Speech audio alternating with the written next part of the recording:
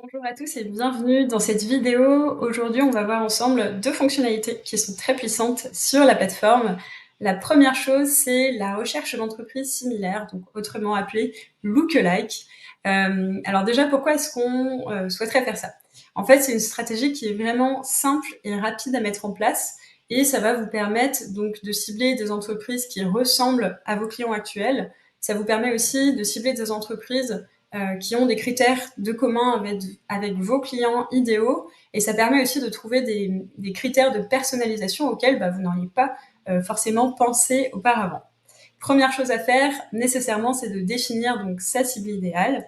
Je suis partie sur l'exemple de Pollen. J'ai envie d'identifier les sociétés qui fabriquent de la maroquinerie. Donc, juste ici, j'utilise la navbar et puis je vais rentrer le nom de la société. Et puis, je sélectionne donc celle qui correspond à ce que je souhaite.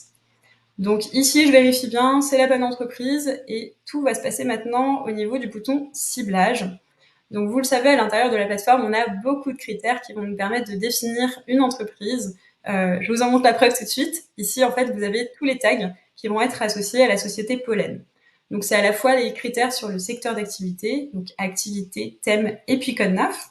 Et ensuite, vous avez des éléments qui sont relatifs à la commercialisation, à la donnée financière, à la dynamique de l'entreprise, éventuellement à sa présence web digitale ou alors à ses technos. L'idée d'arriver sur cet écran, c'est qu'en fait, vous allez pouvoir sélectionner les éléments qui vous semblent être intéressants pour reproduire la segmentation de Pollen, en tout cas choisir certains critères de commun avec cette entreprise pour justement identifier des sociétés qui lui ressemblent. Donc ce que je vais faire, c'est que je vais faire mon petit choix ici. Donc je veux la fabrication de maroquinerie. Ensuite, je prends également ce thème-là. Pourquoi pas croiser avec des critères ici sur la commercialisation. Donc je veux celles qui ont, tout comme Pollen, un site e-commerce. Et vous le voyez, donc à la différence de ce que vous pouvez faire sur le formulaire, dès lors que vous choisissez un critère qui est présent ici, on vous mettra directement les conditions et. Ça ne veut pas dire que vous ne pouvez pas le changer. Vous pouvez tout à fait, par exemple, mettre ces deux critères ensemble.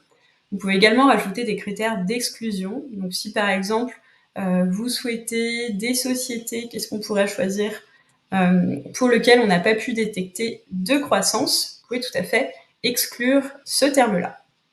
Donc pour ma recherche, je vais partir sur ces deux choses uniquement et je pourrais bien sûr continuer à affiner par la suite. Quand je suis ici, j'ai mon volume de sociétés qui ont donc ces deux critères-là de commun avec la société Pollen.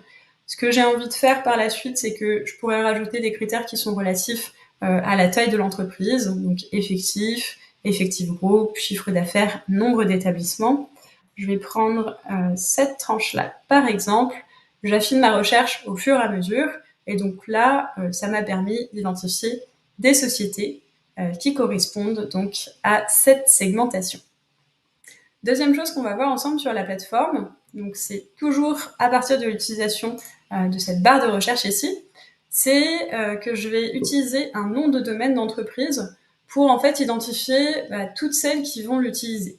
Je m'explique, par exemple la société Carrefour, si j'ai envie de voir toutes les structures qui vont utiliser le domaine carrefour.fr, hop, je vais pouvoir identifier notamment des chaînes. Donc, je renseigne le nom de domaine. Je clique sur « Voir toutes les entreprises » avec carrefour.fr dans le nom. Et ici, on identifie 95 sociétés qui utilisent ce même nom de domaine.